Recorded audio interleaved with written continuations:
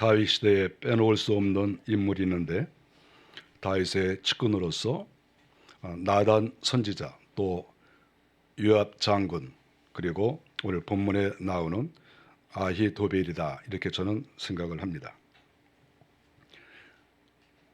아히도벨이라고 하는 이름의 뜻은 어리석음의 형제다, 이렇게 뜻을 가지고 있는데, 그러나 실상 그의 삶은 다윗 왕의 모사가 되었습니다. 역대상 27장 33절에 그렇게 나와 있습니다. 문무를 겸비한 그런 사람이라고 볼 수가 있습니다. 그 사람은 유다 지파이기 때문에 다윗이 더 신뢰를 했을 것으로 생각합니다. 아히도벨이 유명하게 된 것은 사실은 그의 손녀딸이 밧세바이지요. 그러니까 밧세바의 친할아버지가 되겠습니다. 아버지의 이름은 엘리압이라고 성경에 나와 있습니다. 이 아히도벨은 유다 도성인 길로 태성입니다. 헤브론이라고 하는 이스라엘 나라의 맨 남쪽에 큰 도시가 있는데, 거기에서 남서쪽으로 한 8km 정도 내려가면 길로라고 하는 곳이 있는데 그곳 출신입니다. 어쨌든 다윗의 그 옆에 있으면서 다윗에게 여러 가지 조언을 많이 해주었던 그런 사람이지만, 우리가 오늘 본문에 나온 것처럼 그는 여러 가지 문제를 야기시켰고 결국에는 비참하게 인생을 마무리한 그런 사람이라고 볼 수가 있습니다. 사무엘하 15장 바로 앞장이지요. 15장 12절에 보면 다윗의 아들 압살롬이 반란을 일으킵니다. 아버지가 왕인데 아버지에 대해서 불만을 품고, 아버지가 여러 아들이 있지만 자기가 얼마든지 왕이 될 만하다, 이렇게 생각을 하고, 아버지의 어떠한 지침과 명령이 없는데도 자기 스스로 내가 왕을 해야 되겠다, 이렇게 생각을 했습니다. 다윗과 같이 훌륭한 이러한 왕의 아들도 이렇게 깝죽거리고 또 자기가 대단한 인물처럼 하나님의 뜻이든지 또 이렇게 아버지의 어떠한 뜻, 이런 것을 무시하고 자기 마음대로 이렇게 인생을 살아가는 그런 아들이 되겠습니다. 훌륭하긴 훌륭하지만 이런 문제점들을 가지고 있는 것이죠. 성경에 보니까 제사 드릴 때 압살롬이 사람을 보내서 다윗의 모사 길로 사람 아히도벨을 그의 성읍 길로에서 청하여 온지라 반역하는 일이 커짐에 압살롬에게로 돌아오는 백성이 많아지니라.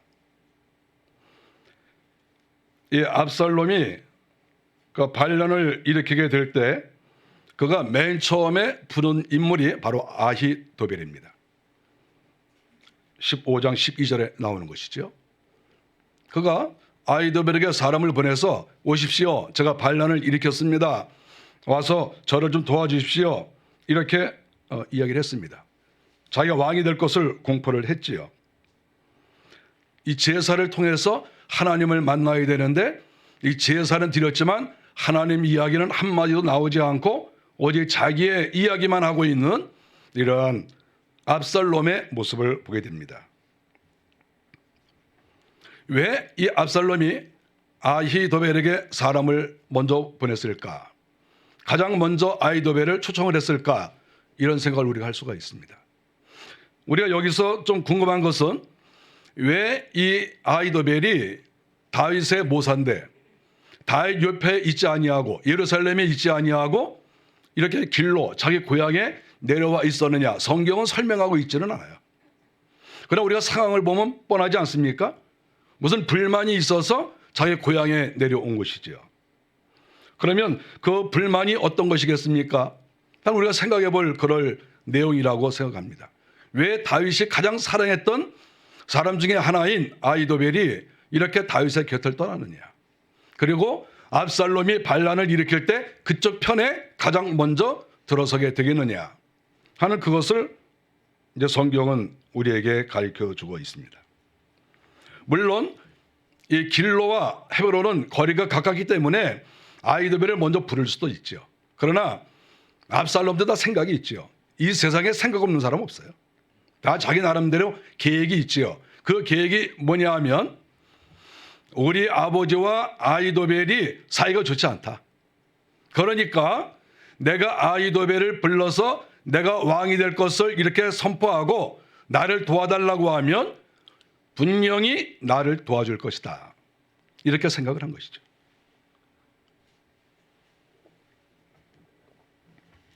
그래서 지금 이 압살롬은 자기 아버지 다윗과 아히도벨의 관계가 상당히 서먹서먹하고 어떻게 보면 원수지간인 것을 다 알고 있어요.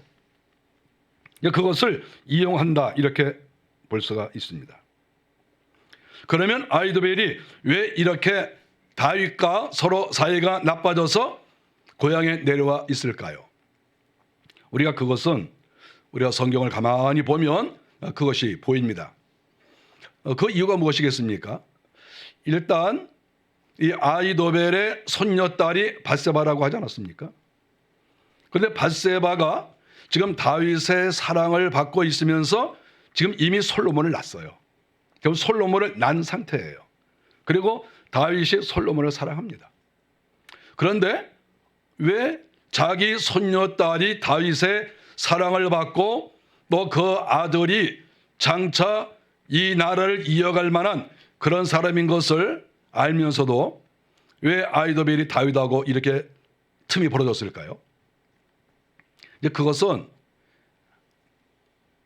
이 아히도벨이 밧세바와 우리아를 결혼시킨 데서부터 그 이유를 생각할 수 있습니다. 성경에 물론 아히도벨이 밧세바와 우리아를 결혼시켰다는 말은 없어요. 그 말은 없는데 이렇게 성경을 보고 또 기도를 하다 보면 그게 보여요. 성경에서는 답이 없죠. 왜 그럴까? 이게 보인단 말이죠.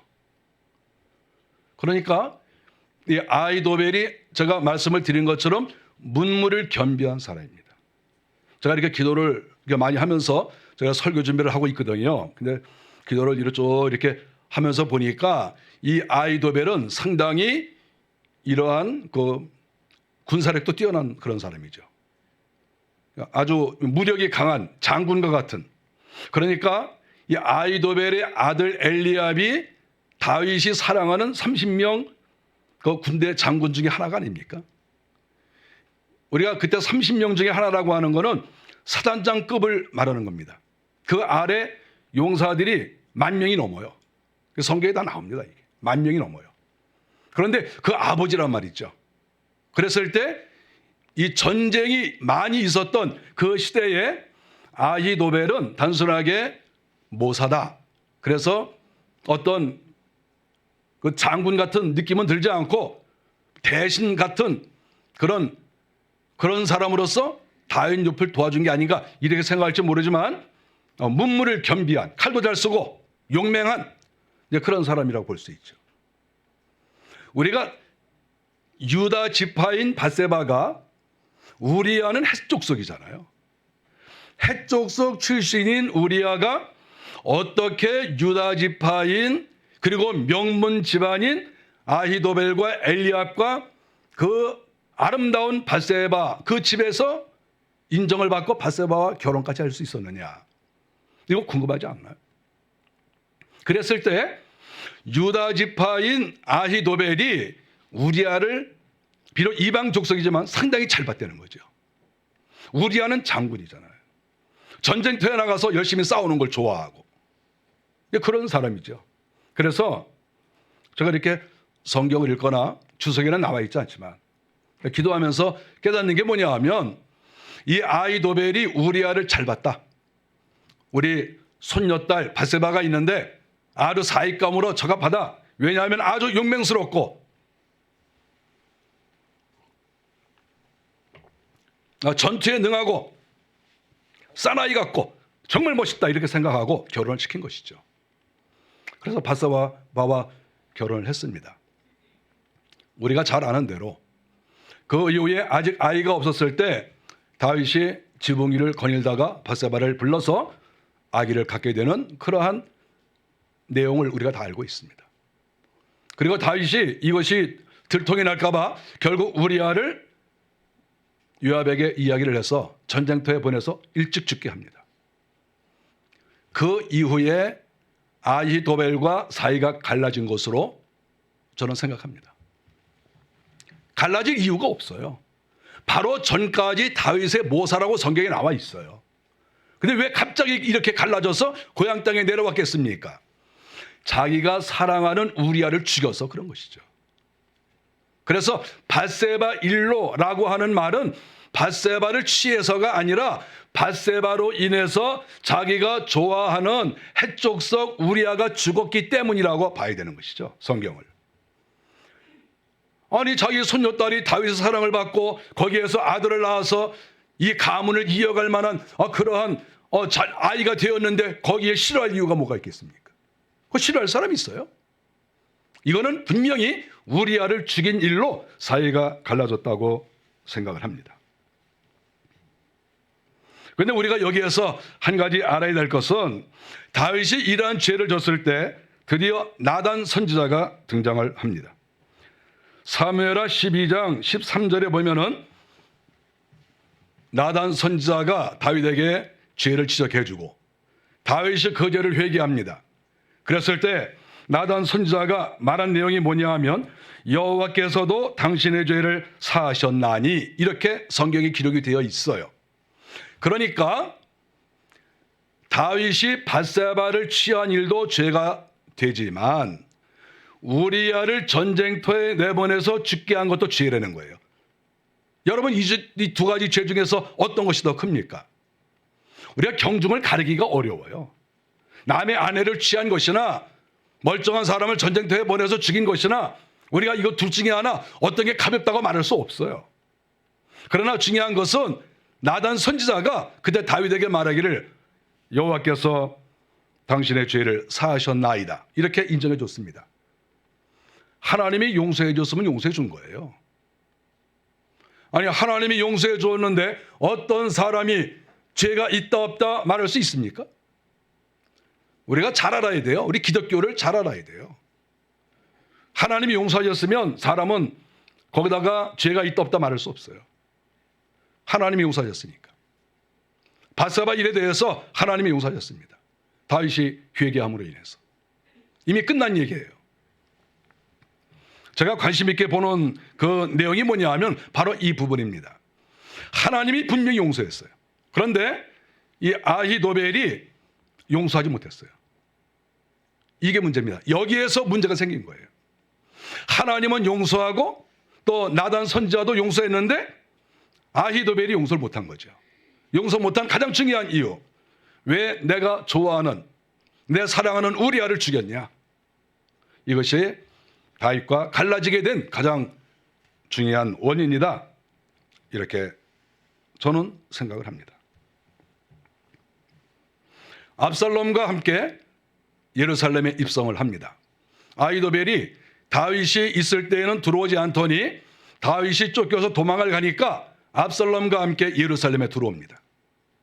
이거 보면 뻔한 거예요. 다윗이 싫어서 예루살렘에 안 온 거죠.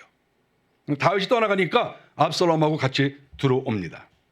오늘 본문에서 아히도벨은 충격적인 그러한 계략을 내세웁니다. 압살롬이 물었습니다.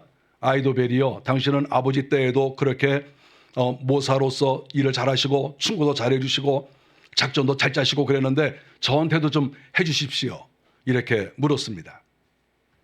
오늘 성경에 보니까 이때 압살롬에게 첫 번째 계략을 가르쳐 주는데 왕궁에 있는 다윗 왕의 후궁들과 동침하게 하라. 다윗이 도망을 가면서 후궁들을 10명을 놓고 갔습니다. 아주 위급한 순간이니까 다 데려갈 수가 없어요. 그 후궁들 10명을 이렇게 왕궁에 남겨뒀죠. 그런데 아히도벨이 압살롬에게 계략이라고 내세운 게 뭐냐 하면 후궁들과 동침하라 이렇게 얘기했습니다. 이것은 세상 나라에서는 그렇게 해요. 아버지가 아니더라도 전 왕이 사망하거나 또 어떻게 되면 그 왕의 그 후궁들을 자기가 이어받는 거죠. 이게 고대 사회에서는 그런 것이 있었습니다.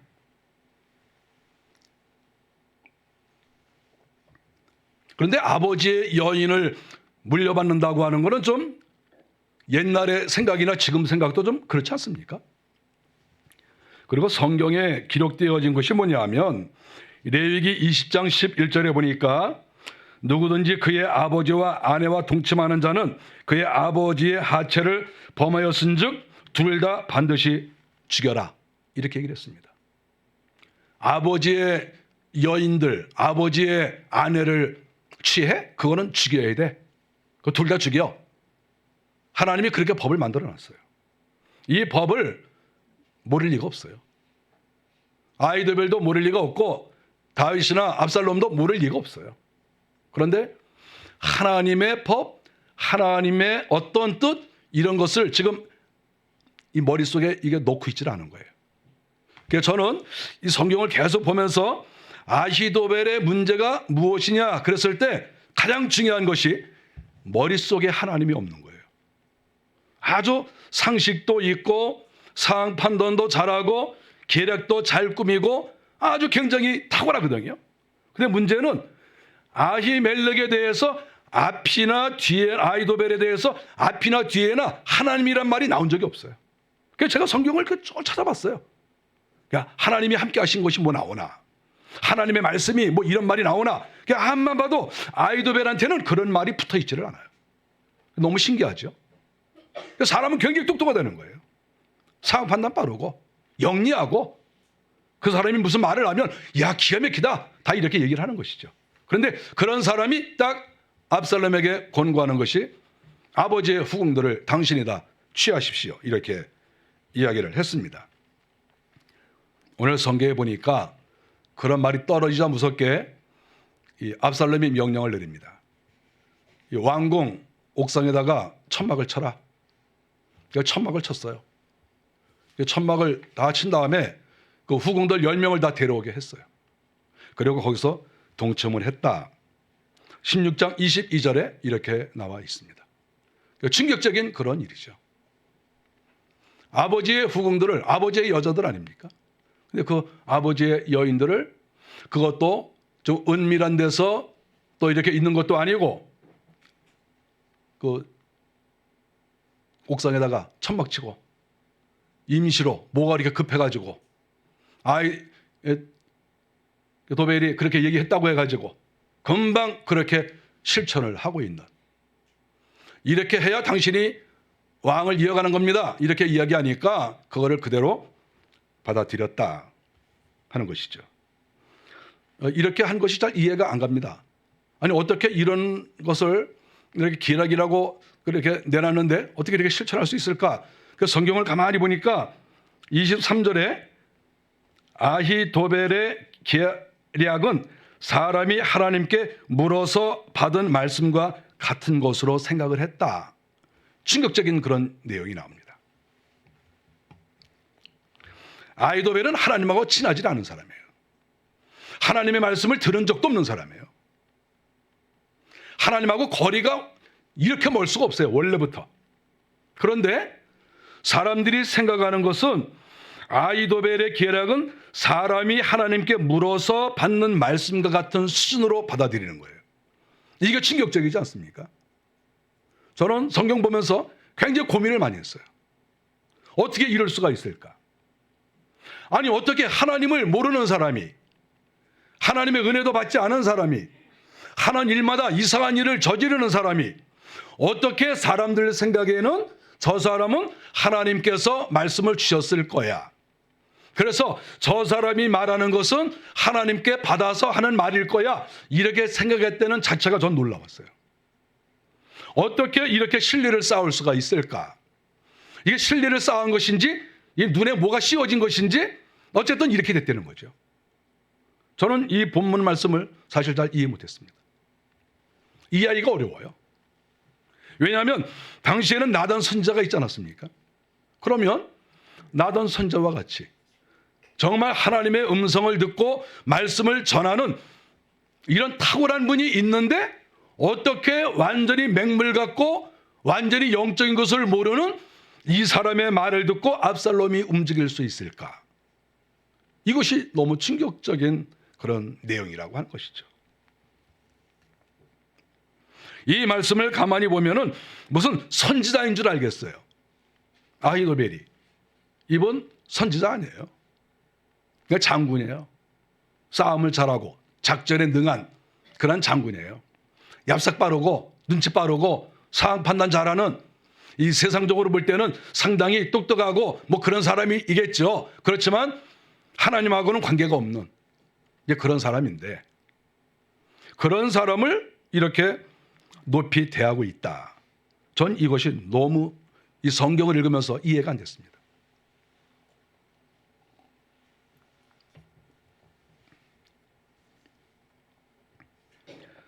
사무엘하 16장 23절에 계속 보면은 아히도벨의 권위는 다윗에게나 압살롬에게나 다 그렇게 인정이 되었다, 이렇게 기록이 되어 있습니다.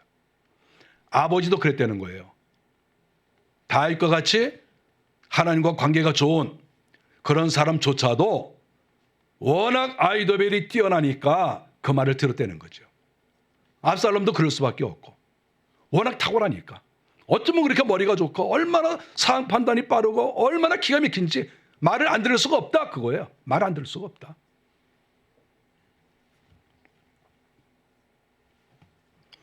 아히도벨은 여기서 한 가지 더 권고를 합니다. 사무엘하 17장 1절과 2절, 바로 그 다음에 보면 도망을 가고 있는 이 다윗을 쫓아가자고 이야기를 합니다. 여기에서 이야기하는 것은 다윗이 도망을 가는데 아히도벨이 자기가 입으로 직접 말하는 것은 12,000명의 군사를 주면 오늘 밤에 따라가서 다윗 왕만 내가 쳐 죽이고 오겠다, 이렇게 제안을 합니다. 우리가 이것을 볼 때 이 아히도벨은 이 군사적으로 탁월한 사람인 것을 알 수 있습니다. 용기가 있잖아요. 자기 아들도 현재 사단장급인데 그 아들보다 더 용기가 있어서 다윗을 따라가겠다는 거예요. 여러분, 사람들은 다윗 그러면 다 벌벌 떨었어요. 그런데 아히도벨은 내가 쫓아가서 오늘 다윗 죽이고 오겠습니다, 이렇게 압살롬에게 이야기를 했습니다. 아마 이 아히도벨의 말을 압살롬이 들었으면 다윗 그날 죽었을 겁니다. 워낙 용감하고 용기 있고 칼싸움 잘하고 작전 잘 세우고 그런 사람을 다윗이 뭐 당할 수가 있겠어요? 분명히 죽었을 거예요. 그만큼 아히도벨은 강력한 그런 사람이었다고 하는 것입니다. 그러나 성경에 보니까 후세라고 하는 다윗의 친구가 오늘 따라가지 말고 어차피 다윗 뭐 힘을 잃었습니다, 우리가 나중에 다 이렇게 온 백성들이 다 이렇게 모여가지고 힘을 얻은 다음에 나중에 다윗을 치면 한 방에 갑니다, 이렇게 후세가 얘기를 하니까 그날 밤에 따라가지 않기로 이렇게 결정을 내렸습니다. 성경 말씀을 보니까 17장 14절에 압살롬이 후세의 말을 따른 것은 하나님이 압살롬을 죽이고 다윗을 살리시려는 계략이다, 이렇게 말하고 있습니다. 17장 14절에 보니까 이는 여호와께서 압살롬에게 화를 내리려 하사 아히도벨의 좋은 계략을 물리치라고 명령하셨음이더라. 하나님도 아히도벨의 계략이 좋은 계략이라고 인정했어요. 얼마나 계략을 잘 세우며 상황 판단이 기가 막힌 거예요. 하나님께서도 인정하실 정도로. 그런데 압살롬이 후세의 말을 듣고 따라가지 않았다, 이렇게 말씀하고 있는데 그 이유는 하나님께서 압살롬을 죽이시고 다윗을 살리시기 위해서 그렇게 했다, 이렇게 하신 것이죠. 사무엘하 17장 23절에 보면 아히도벨이 여기에서 좌절을 했습니다. 그래서 자기의 그 탁월한 계략이 시행되지 못하니까 그가 나귀를 타고 자기 고향으로 내려갔습니다. 그리고는 집을 정리한 다음에 스스로 목매어 죽었다, 이렇게 기록이 되어 있습니다. 그는 어떻게 보면 의리의 사나이죠.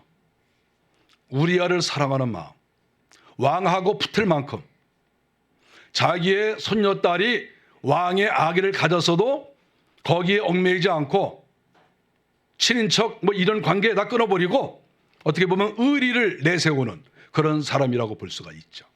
정의로운 사람이라고도 볼 수가 있죠. 상황 판단 빠르고 센스 있고 결단력 있고 인간으로서 부족한 것이 없어요. 아이도벨을 볼 때 여러분 뭐가 부족합니까? 부족한 거 없어요. 탁월합니다. 탁월해. 그런데 그가 왜 자살하고 죽었습니까? 여기 전체적으로 중요한 내용이 뭐냐 하면 하나님이 그와 함께 하자라 되는 거예요. 이게 결정탄 거예요. 다윗은 실수도 많았어요. 죄도 많이 짓고 간음도 하고 사람도 죽이고 현재는 지금 나라를 통치 잘 못해서 지금 예루살렘에서 떠나 요단강 건너 도망가고 다윗을 보면 여러 가지 문제가 많아요. 그런데 다윗의 앞과 뒤에는 무엇이 따라다닙니까? 하나님이 그와 함께합니다. 이것이 다윗의 특징이고 아이도벨은 그렇게 탁월해도 하나님이 그와 함께한다는 말이 한마디도 나오지 않는. 그래서 결국 다윗이 승리하고 압살롬도 망하고 아이도벨도 망하는 이런 모든 면에서 우리가 기도하면서 가만히 보면 이 모든 것이 승리자와 패배자로 나뉘어지는 가장 중요한 요소는 무엇인가? 그랬을 때 결국은 하나님이 함께 하시느냐, 하나님이 함께 하시지 않느냐, 여기에서 모든 것이 판단이 되어지고 결과가 결정이 된다 하는 것을 우리가 이 본문에서 발견을 합니다. 만일에 아이도벨이 가만히만 있었으면 밧세바가 솔로몬을 낳고 그거 다 보지 않았습니까? 그리고 그 솔로몬이 왕권을 이어가고 그리고 그가 더 미래를 보았다고 하면 솔로몬의 그 후대에서 예수 그리스도가 탄생되어진다. 이것까지도 보지 않았을까요? 다윗은 실수는 많았지만 예수 그리스도가 1000년 후에 나실 것을 알았어요. 다윗은 허물이 많아도 부족한 것이 많아도. 근데 아이도벨은 잘못한 것을 찾아볼 수가 없는데 그는 미래를 보지 못했어요. 영적인 세계를 보지 못했어요. 하나님의 뜻을 알지 못했어요. 그래서 결국 그는 자살하고 인생을 끝마칩니다. 얼마나 아쉽습니까? 제가 일주일 동안 설교 준비를 하면서 이런저런 생각을 했습니다. 우리가 배우는 것도 중요하고 센스도 있고 판단 잘하는 것도 중요하고 다 중요한데 하나님이 함께 하시지 않으면 이거는 아무것도 아니구나. 내가 오히려 함정으로 늪으로 들어갈 수도 있겠구나. 그 생각을 제가 많이 했습니다. 점점 더 하나님 앞에서 겸손해지고 내 자신이 아무것도 아니라는 생각을 자꾸 하게 돼요. 우리가 이거를 알아야 돼요. 우리는 하나님을 믿습니다.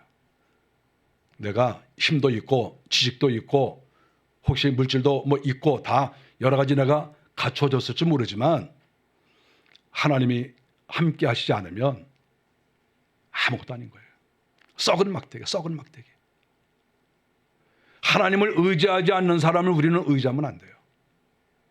서로 그 사람이 내 남편이고 내 아버지라도 의지할 수 없어요. 왜냐하면 그 결과가 좋을 가능성이 별로 없어요.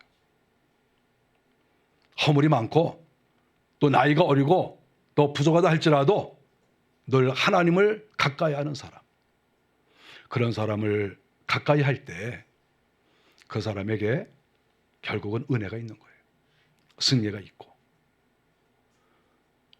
오늘 아이도벨의 이러한 모습들을 보면서 우리가 하나님을 잘 믿어야 되겠구나, 우리 주님을 가까이 해야 되겠구나, 이런 생각이 날 수밖에 없고 꼭 그러한 우리 성도들이 되시기를 바랍니다. 기도하겠습니다.